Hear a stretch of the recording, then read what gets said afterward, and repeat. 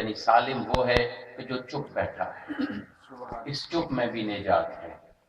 کم سے کم اگر وہ عالم نہیں ہے، خاموش بیٹھا ہے، کچھ نہیں کہہ رہا کسی کو، تو من سمتا نجا، کہ جس نے خاموشی اختیار کی وہ بھی نجات پا گیا۔ تو خاموشی میں بھی نجات ہے۔ کم از کم خاموشی سے اگر کسی کی رہنمائی نہیں ہو سکتی، کسی کو گائیڈ لائن نہیں دی جا سکتی، تو کم سے کم کسی کو دکھ تو نہیں دیا جاتا، کسی کو تکلیف بھی تو نہیں پہنچتی، خاموش بیٹھا ہے آدمی۔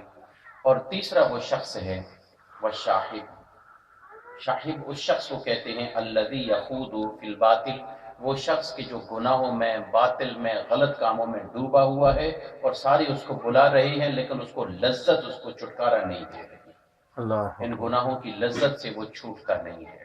اب یہ تین قسم کے لوگ ہیں، ان تینوں قسموں میں ہم کس درجے میں آتے ہیں، یہ کوسچن مارک ہے سب کے لیے، برادرز کے لیے اور سسٹرز کے لیے بھی۔ اور اس کے بعد دوسری حدیث مبارک حضرت عبداللہ ابن مسعود رضی اللہ تعالی عنہ روایت فرماتے ہیں، قال رسول اللہ صلی اللہ علیہ وآلہ وبارک وسلم لا تزول قدم ابن آدم، کہ قیامت والے دن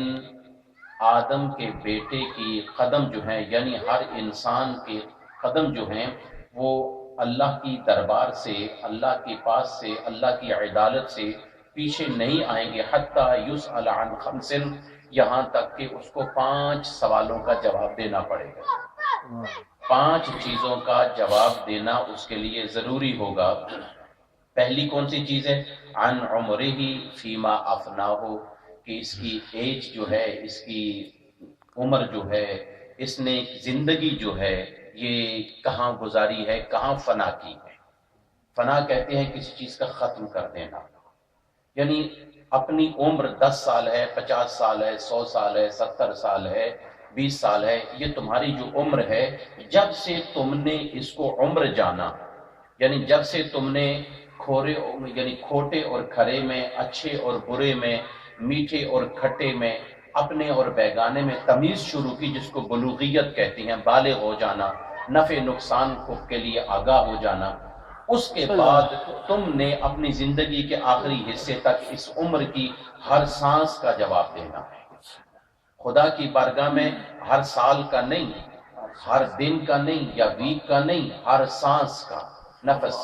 اس سانس کا جو سانس نکلا ہے، یہ سانس تم نے کیسے نکالا ہے؟ خدا کی فرما برداری میں، خدا کی نافرمانی میں، حرام طریقے سے یا حلال کے طریقوں سے، کس انداز میں تم نے اپنے سانس کو پروموٹ کیا ہے اور اپنے سانس کی پرورش کی ہے،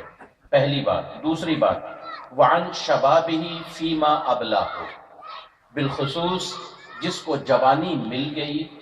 وہ بوڑھا ہو گیا، اس نے وہ جوانی کا وقت کہاں پہ گزارا ہے۔ ینگ ایج کے بارے میں خاص کر کے سوال ہو، پہلے تو پوری عمر کا ہے، اب اس کے اندر، عمر کے اندر کی کیفیات شروع ہو گئیں کہ شباب کے بارے میں، جوانی کے بارے میں، یہ تجھے میں نے جوانی دی تھی، بتا یہ جوانی تو نے کہاں پہ گزاری ہے۔ اب یہ جوانی بازاروں میں گزاری ہے، پبوں میں گزاری ہے، کلبوں میں گزاری ہے، روڈوں میں گزاری ہے، چل روڈوں پہ ہی سے ہی، روڈز پہ ہی سے ہی، اور سڑکوں پہ سے ہی، راستوں پہ سے ہی، لیکن گزاری تو نے کیسے ہے؟ کیا اللہ کا ذکر کرتے ہوئے، حلال کی کمائی کرتے ہوئے، ایک دوسرے کی مدد کرتے ہوئے، یا چوری کرتے ہوئے، ڈکیتی کرتے ہوئے، ایک دوسرے پر ظلم کرتے ہوئے، یعنی ایک دوسرے پر شدت کرتے ہوئے، کس طرح تو نے اپنی جوانی کے بارے میں گزارا ہے؟ بتا، جوانی کا حساب دے۔ اور تیسرا جو سوال ہوگا، وَمَالِهِ مِنْ أَيْنَ اكْتَسَبَهُ، یہ مال تو نے کہاں سے کمایا، وَفِيمَا أَنْفَقَهُ، اور کس میں تو نے اس کو خرچ کیا، تو نے کمایا کیسے ہے اور اس کو خرچ کیسے کیا ہے۔ جتنا مال ہے ہم محنت سے کماتے ہیں۔ دیکھیں یہاں پہ ایک ملک کی حکومت ہے، ایک برطانیہ ہمارا یہ ملک ہے،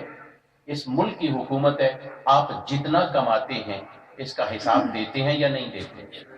دیتے ہیں یا نہیں دیتے؟ دینا پڑے گا نا۔ اور کوئی ٹیکس چور ہے، کوئی کیا چوری ہے، کوئی کیا چوری ہے، لیکن جو بھی ہے چلتا جائے گا۔ لیکن اگر یہاں پہ پکڑا گیا تو یہاں کی سزا ہے، تو یہاں تو اکاؤنٹنٹ بنا دیتے ہیں، اور اکاؤنٹنٹ بنانے کی وجہ سے ہم جھوٹ اور سچ مکس کر کے ہم کوئی آگے بڑھا دیتے ہیں، کچھ یہ اور کچھ وہ کر کے، تو جان چھوٹ جاتی ہے۔ یہاں تو دنیا پیپر ورک کی ہے، اگر پیپر مکمل ہے تو پھر ٹھیک ہے، کامیاب ہے، اور اگر پیپر میں کمزوری آ گئی ہے تو بندہ فیل ہو گیا یا اندر ہو گیا، جس طرح بھی ہو گیا۔ لیکن اللہ کے نزدیک تو کوئی بھی ایسی چیز نہیں ہوگی جو چھپی ہوئی ہوگی۔ وہاں تو آپ کوئی اکاؤنٹنٹ نہیں رکھ سکتے، وہاں تو کوئی ایسا معاون نہیں ہوگا۔ عادت پیر گواہی دے سن چھپیا کچھ نہ رہسیا۔ یہ ہاتھ اور پاؤں الیوم نختم علی افواہہم وتکلمنا ایدیہم وتشہد ارجلہم بما کانوا یکسبون۔ قیامت والے دن تو یہ آپ کے ہاتھ جن سے آپ نے دولت کمائی، خدا کی بارگاہ میں زبان سے اگر یہ کہیں گے یا اللہ میں نے تو ٹھیک ٹھیک کمایا تھا، تو جو سورسز آف انکم ہوں گے، جو ہاتھ جو ہوں گے جن سے تم نے محنت کر کے کمایا، لکھ کے کمایا، مزدوری کر کے کمایا، چھپا کے کمایا، غلط طریقے سے کمایا، یہی گواہی دیں گے۔ اس دن زبان کو تالا لگ جائے گا، ہاتھ بولیں گے، پاؤں بولیں گے، بدن کے پورے اعضاء گواہی دیں گے کہ اے اللہ ہم نے یہ مال اس راستے سے کمایا ہے۔ تو جو مال تم نے کمایا ہے، میں نے کمایا ہے، ہم نے خدا کی بارگاہ میں حساب دینا ہے، اس کے کمانے کا بھی اور اس کے خرچ کرنے کا بھی۔ اور پانچویں چیز نبی اکرم صلی اللہ علیہ وسلم نے ارشاد فرمایا وَمَاذَا عَمِلَ فِيمَا عَلِمَ، اب بتا کہ تو نے عمل کتنا کیا ہے، جتنا تیرے پاس علم تھا تو نے عمل اس کے مطابق کتنا کیا۔ اب ہر شخص جو ہے وہ مولوی بننے کے لیے تیار ہے، ہر شخص عالم بنتا ہے، ہر شخص جو ہے وہ کچھ نہ کچھ بیان کرنے کے لیے تیار ہوتا ہے، ہر شخص جو ہے وہ کچھ نہ کچھ بیان کرتا ہے، مبلغ بنتا ہے، ہر شخص جو ہے وہ دوسرے کو مسئلہ بتانے کے لیے تو یہ غلط کر رہا ہے، تو وہ غلط کر رہا ہے، ہر آدمی دوسرے کو پوائنٹ کرنے کے لیے تیار ہے۔ لیکن کیا اس کا اپنا عمل بھی موجود ہے؟ اس پر اپنا عمل بھی موجود ہے؟ صحیح، اس پر اپنا عمل بھی اس کا موجود ہے کہ نہیں؟ اگر ہے تو پھر کتنا ہے؟ علم زیادہ ہے یا عمل زیادہ ہے؟ یعنی علم زیادہ ہے کہ عمل زیادہ ہے؟ اسی لیے تو قرآن مجید میں اللہ تعالیٰ نے ارشاد فرمایا انما یخشی اللہ من عبادہ العلماء، اللہ کا زیادہ خوف رکھنے والے اہل علم لوگ ہیں۔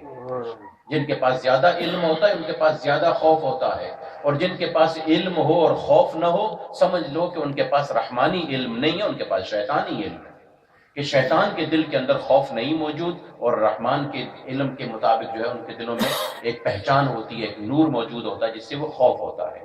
اور اس کے بعد ایک بات اور کر لوں، اب یہ تو آپ نے جان لیا کہ جب جان پاک ہو جائے، صاف ہو جائے، انسان اپنے آپ کو پہچان لائے، اپنی کمائی کو، اپنے سانس کو، اپنی عمر کو، اپنے معاملات کو، اپنی جوانی کو جب بچا لے،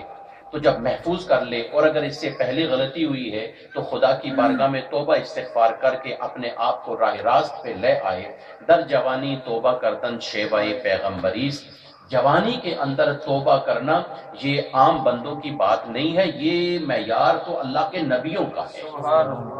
یہ تو اللہ کے نبی کرتے ہیں۔ اور ایک حدیث مبارک میں ہے کہ جوانی کا ایک سجدہ بڑھاپے کے 40 سجدوں پہ بھاری ہوتا ہے۔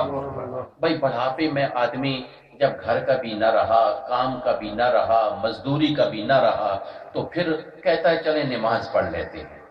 داڑھی رکھ لیتے ہیں، حج کر کے داڑھی رکھ لیتے ہیں، داڑھی بھی رکھ لی، اب گھر میں ہنستا ہے یا گھر میں شور مچاتا ہے یا کھانستا ہے تو بہو یعنی یا بیٹا یا داماد وہ کہتے ہیں بابا جی آپ ذرا مسجد کا ٹائم نہیں ہوا ابھی، جائیں نا مسجد میں چلے جائیں نا،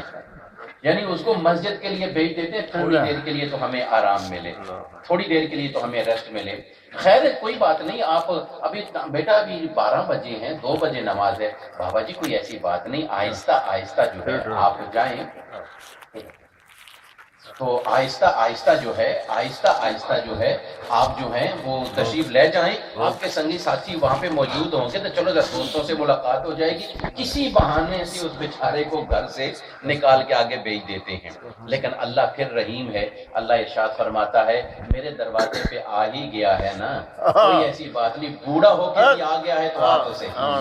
میرا دروازہ تیرے لیے کھلا ہے۔ بوڑھے کے لیے تو اللہ محبت سے فرماتا ہے آ جا، لیکن جب جوان آتا ہے تو اللہ فخر کے مارے فرماتا ہے ہے کہ تیری جوانی کے اندر برکت ڈالنا اور تیرے ایمان کی حفاظت کرنا یہ میری ذمہ داریوں میں شامل ہے، یعنی اللہ اس کی حفاظت فرماتا ہے۔ تو اس